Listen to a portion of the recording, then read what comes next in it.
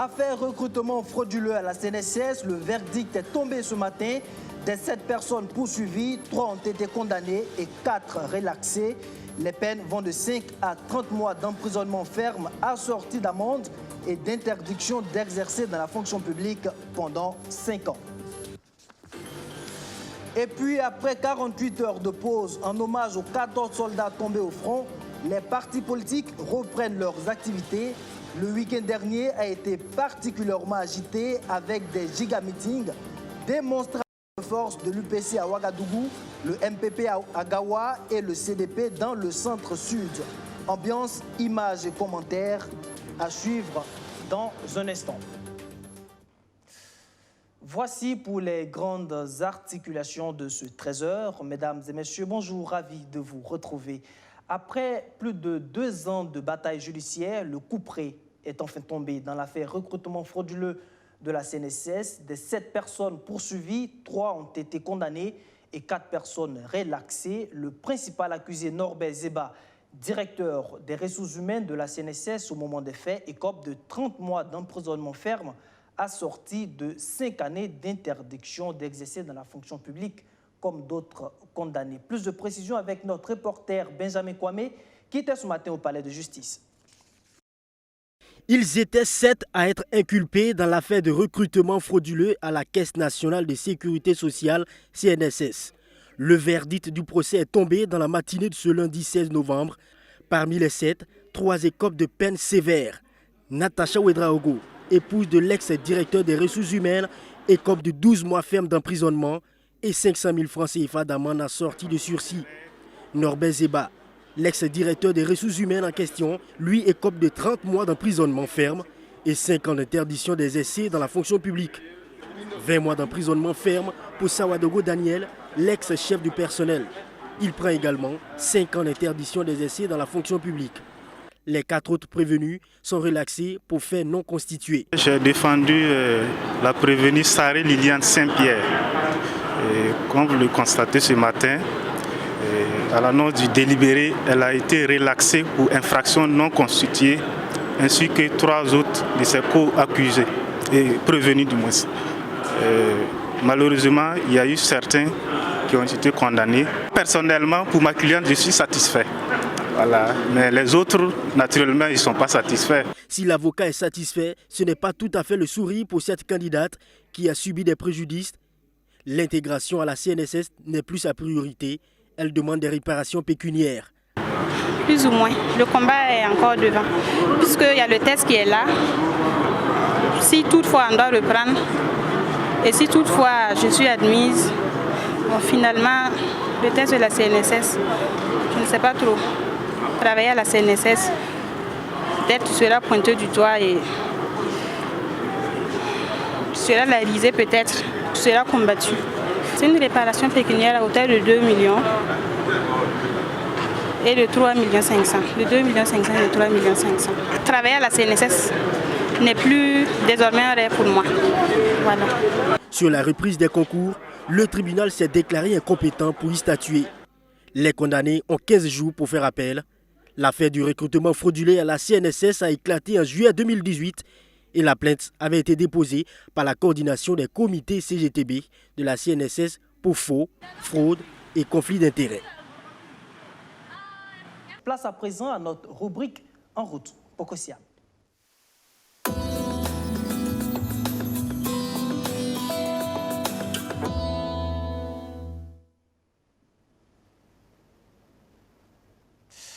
À quelques 5 jours de la fin de la campagne électorale, les partis politiques jettent leur dernière force dans la quête de l'électorat. Hier dimanche, l'Union pour le progrès et le changement a fait le plein du stade municipal de Ouagadougou. Face à ses militants, Zéphirin Diabré a tablé sur 2 points, la réforme du secteur foncier et la lutte contre la pauvreté en milieu urbain et rural. Il a aussi dénoncé des tentatives de corruption envers des représentants de l'opposition dans les bureaux de vote. Rémi Lambert-Nibi. en quête de voix dans l'une des circonscriptions électorales les plus importantes dans la course à la magistrature suprême. Le candidat de l'UPC a évoqué deux préoccupations majeures des résidents en milieu urbain au Burkina Faso. La question du logement et du niveau de vie. Aux militants et sympathisants de la région du centre, Zéphirin Gabré a promis de trouver des solutions appropriées dès les premiers mois de son accession au pouvoir.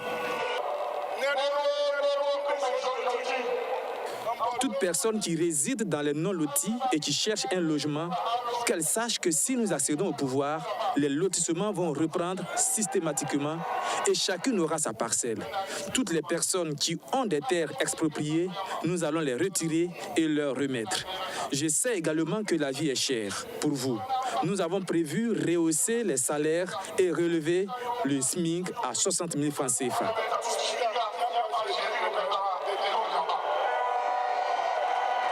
À une semaine du scrutin, Zéphirin Gabré, l'un des candidats de l'opposition, a dénoncé des suspicions de tentatives de fraude par le parti au pouvoir. Un de nos amis a capté un message où il est demandé, où on a l'intention de demander au commissaire et au préfet d'envoyer la liste des gens qui sont dans les CCI et les CEPI. Alors ça, il faut qu'on fasse attention parce que nous, on sent que peut-être on veut corrompre nos éléments qui sont mis dans les bureaux de vote là pour la surveillance électorale. Vous savez, si on corrompt un élément et qu'il change de PV, le résultat change. Voilà, donc je lance un appel à toutes celles et à tous ceux que l'opposition va envoyer dans les bureaux de vote pour la surveillance là. Il ne faut pas qu'ils se laissent acheter. Quelles que soient les sommes qu'on va leur proposer, il ne faut pas qu'ils se laissent acheter parce qu'il y va de leur dignité et il y va surtout de l'avenir du Burkina Faso que nous voulons radieux et prospère pour nos enfants et nos petits-enfants. Zéphirin Gabré a invité les autres candidats de l'opposition à jeter leurs atouts dans la dernière semaine de campagne pour faire basculer le scrutin au second tour.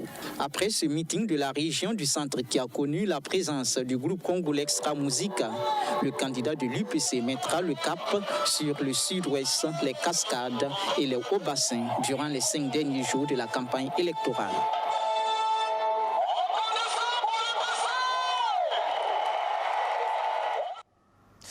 Le parti au pouvoir, le MPP, lui était dans le sud-ouest. La place de la nation de Gawa a été prise d'assaut par la vague orange. Devant militants et sympathisants, Roch-Marc Christian Kaboré promet de faire de la région un pôle de développement économique et culturel à travers le désenclavement de la zone. Mamounata Kaboré pour les détails. Du monde à la place de la nation de Gawa. Devant une foule visiblement acquise à sa cause, le Roko, comme l'appellent affectueusement ses partisans, fait son entrée.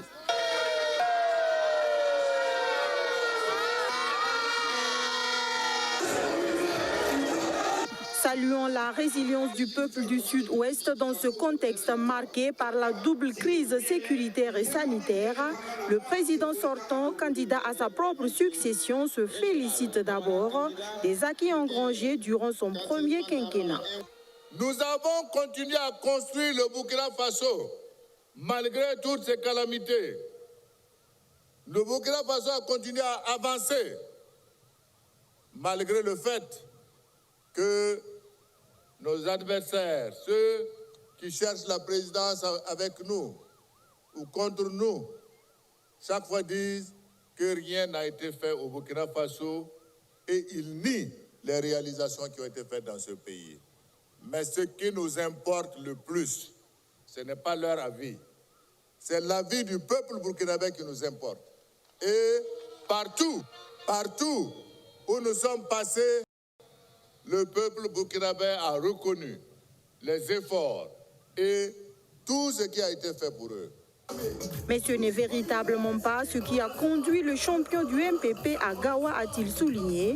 Roch-Marc Christian Kaboré est allé promettre de meilleures conditions de vie aux populations du Sud-Ouest en échange de leur voix à la présidentielle à venir. Je suis venu ici vous dire que contrairement à ceux qui viennent vous vendre du vent, si nous prenons le pouvoir, nous allons faire ceci. Si nous prenons, il n'y aura pas le terrorisme. On doit se poser la question. Ça veut dire que c'est parce qu'ils ne sont pas au pouvoir qu'il y a le terrorisme et quel est le lien avec ces terroristes-là? C'est la question qu'on doit se poser. Nous ne sommes pas venus ici vous vendre du vin. Nous sommes venus vous dire que le centre hospitalier universitaire de Gawa sera bâti sous le prochain quinquennat. Nous sommes venus vous dire que nous allons développer les infrastructures routières parce que le sud-ouest est une région frontalière et il est normal qu'il y ait des routes pour favoriser la circulation des hommes, des biens et le commerce. Les FDS, très éprouvés ces derniers temps par l'idée terroriste, n'ont pas été oubliés. Après avoir salué la mémoire des 14 soldats tombés les armes à la main dans le Sahel ce 11 novembre, le candidat du MPP à la présidentielle réitère ses félicitations aux soldats en première ligne dans la lutte contre le terrorisme. Je voudrais également ici saluer le courage et l'abnégation de nos forces de défense et de sécurité qui au quotidien combattent pour la patrie, meurent pour la patrie. Parce que contrairement aux autres qui négocient avec les terroristes, nous sommes prêts à mourir pour notre patrie. Et ça, il faut qu'ils le retiennent définitivement. Au regard de la mobilisation, c'est un candidat à la présidentielle qui repart très rassuré. Pour Rochmar Christian Kaboré, le coup KO, ce n'est plus qu'une question de temps.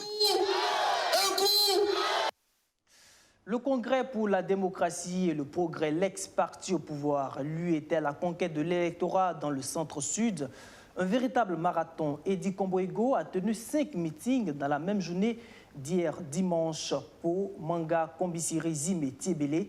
Dans toutes ces localités, le candidat du CDP a délivré le même message de paix, de réconciliation nationale et de lutte contre l'insécurité. Mais Edi Komboego reste fidèle à sa stratégie entre pique et réplique. Le président de l'Assemblée nationale est aussi passé à la trappe. Abdourazak Traoré.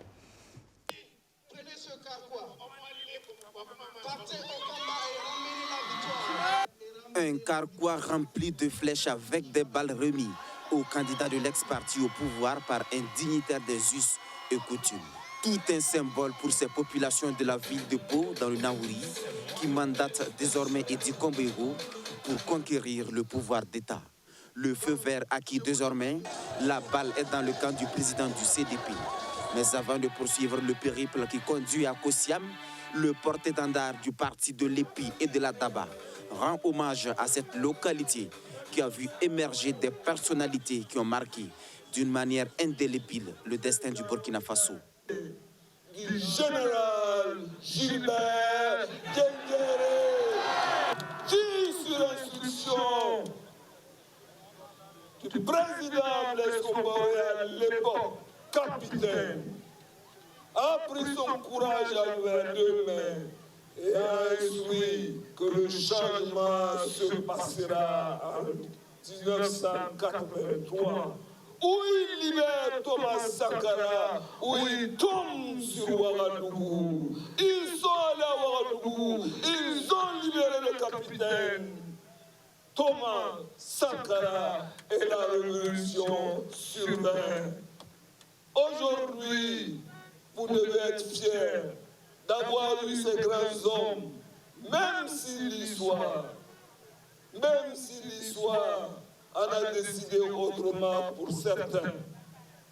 Ils ont construit notre pays.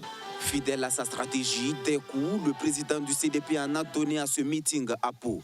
Cette fois-ci, c'est le président de l'Assemblée nationale qui fait les frais pour l'avoir attaqué quelques jours plus tôt. Un de leurs larbins, le président de l'Assemblée, a osé aller dire à l'arrondissement 5 que de voter son patron. Parce que entre un chauffeur avec permis et un apprenti, il faut préférer le chauffeur. Je voudrais tout simplement rappeler à mon jeune frère Sakandé, qui est donc ce chauffeur avec permis, dont les Burkinabés supplient de descendre et de laisser le pays en paix? Qui est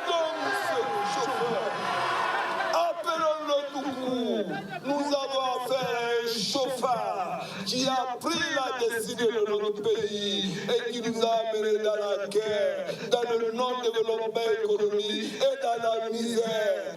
Une misère que le CDP veut conjuguer au passé s'il parvient au pouvoir. Le même message d'espoir a été répété dans la commune de Ziou et Diébélé. Après l'accueil du Danhouri, c'est l'autre province du centre-sud, le Zonouégo, qui a fait sa démonstration de force pour accueillir Edi Kombego et sa délégation. À la place de la nation de Manga ce dimanche 15 novembre, tous ont appelé à mettre fin au règne du pouvoir actuel en optant pour le parti de Blaise Compaoré. Le 5e et dernier meeting de la journée s'est tenu dans la soirée à Kombisiri dans le Bazega, devant des militants virevoltants qui attendaient leur champion depuis le début de l'après-midi.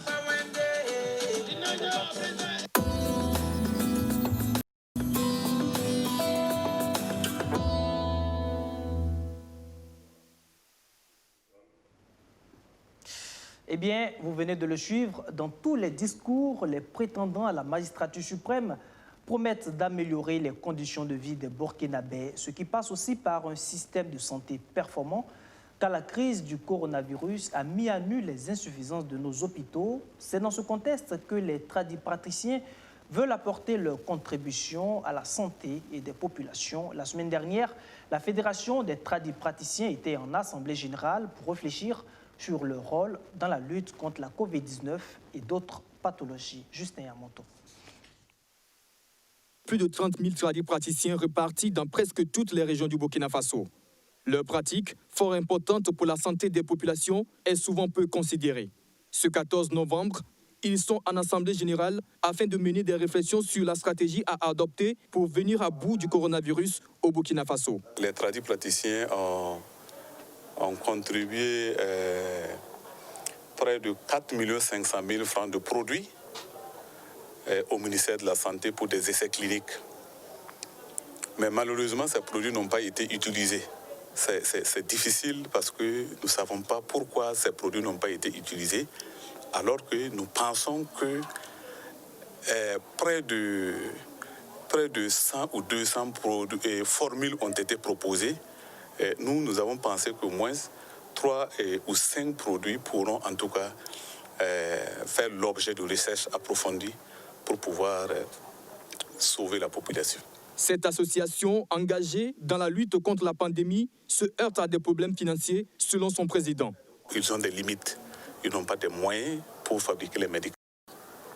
Donc aujourd'hui, nous avons appris que le gouvernement a donné 15 milliards aux chercheurs. C'est le monde de la recherche. Les tradipraticiens sont inclus. Voilà, nous félicitons et nous remercions. Mais il y a un mais parce que ça reste au niveau de la recherche et ça se limite au niveau des laboratoires.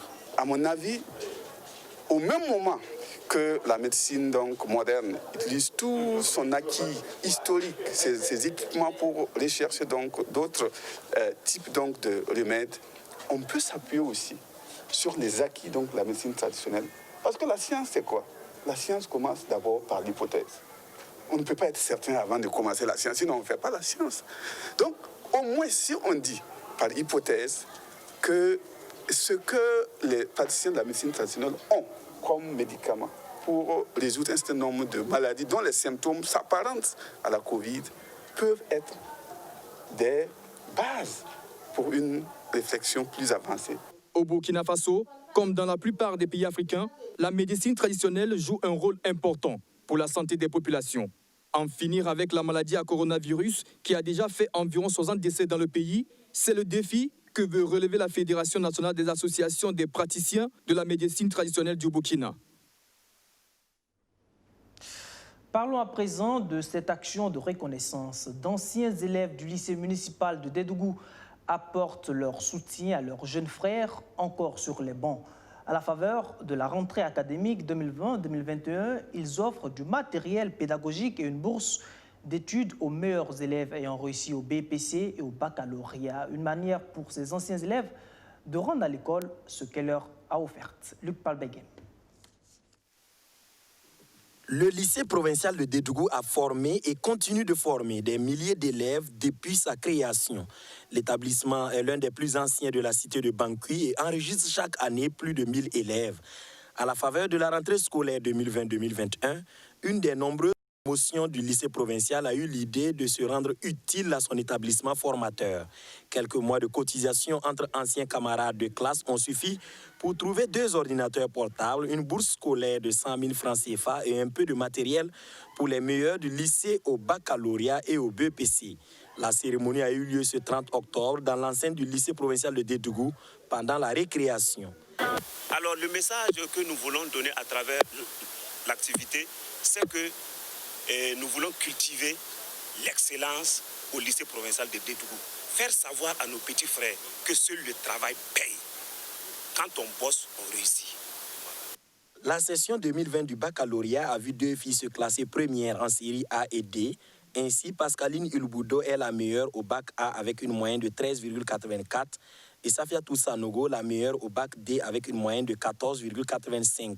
Moussa Sidibé est le meilleur élève au BEPC pour la même session. Vraiment, c'est un grand geste. C'est un honneur pour nous de recevoir ces prix. C'est vraiment une grande joie pour nous et nous les remercions. Ça nous permettra de mieux nous concentrer, surtout à l'université.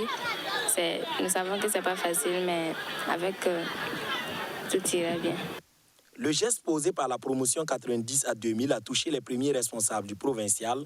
Pour le proviseur, si chaque élève pensait à son établissement ne serait-ce qu'une fois dans sa vie, elle en sortirait grandie. Ça fait pratiquement une décennie, moi, ici au lycée. C'est la première fois qu'une telle activité a lieu.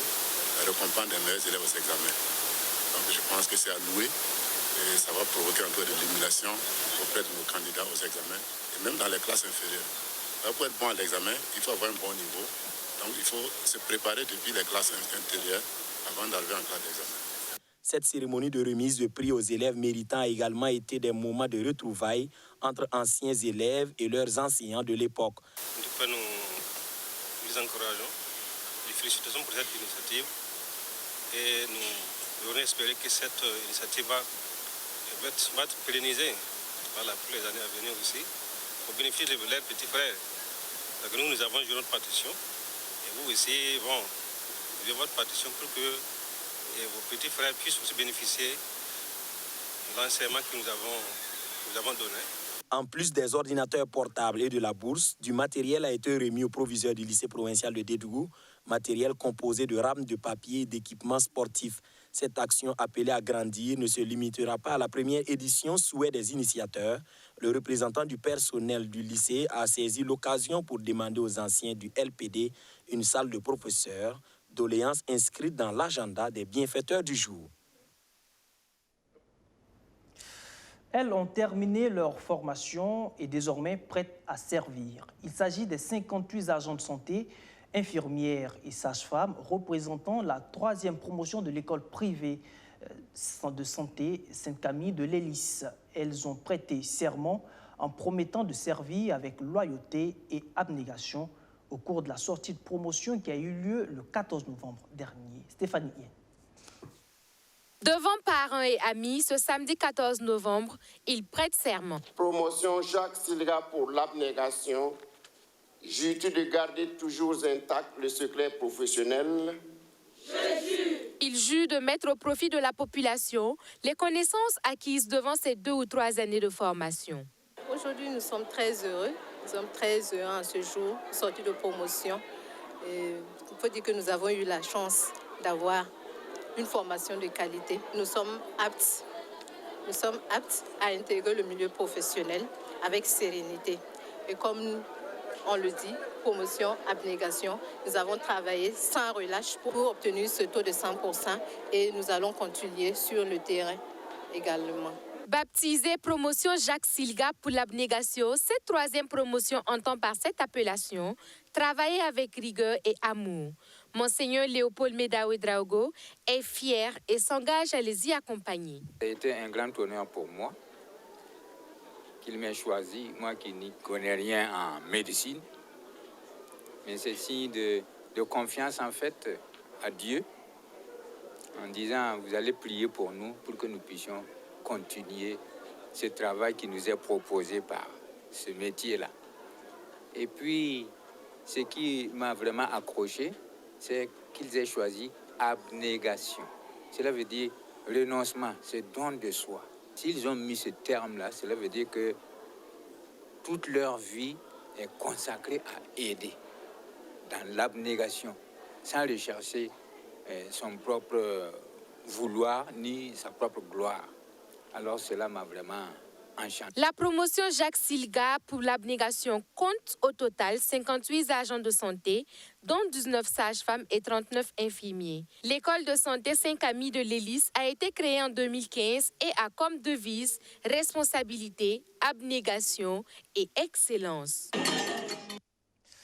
L'actualité internationale nous emmène en Côte d'Ivoire où, vous le savez, la période pré- et post-électorale a été marquée par des violences faisant environ 85 morts et des centaines de blessés. Le président élu, Alassane Ouattara, tente un rapprochement avec l'opposition. C'est dans ce contexte que la légende du football, Didier Drogba, décide de faire jouer son aura pour apaiser la situation et appeler à la paix. La paix, le cri du cœur de Didier Drogba face aux violences qui frappent son pays. La Côte d'Ivoire est secouée par des troubles qui ont fait au moins 85 morts autour de la réélection du président Alassane Ouattara à un troisième mandat controversé. Sur les réseaux sociaux, la star ivoirienne de football, ancienne attaquant vedette de Chelsea et Marseille, a présenté ses condoléances à tous les Ivoiriens, appelant ses compatriotes et les jeunes en particulier à œuvrer pour la paix. Ce message, Didier Drogba l'a délivré dimanche alors que la Côte d'Ivoire célébrait la 24e journée nationale de la paix et alors que le président Ouattara et son principal opposant Henri Konan Bédié ont amorcé mercredi un dialogue destiné à faire baisser la tension dans le pays. Voilà, fin de cette édition. Merci de l'avoir suivi. Je vous retrouve demain si Dieu le veut. D'ici là, portez-vous bien et restez fidèles au programme de la chaîne Au cœur de nos défis. Bonsoir.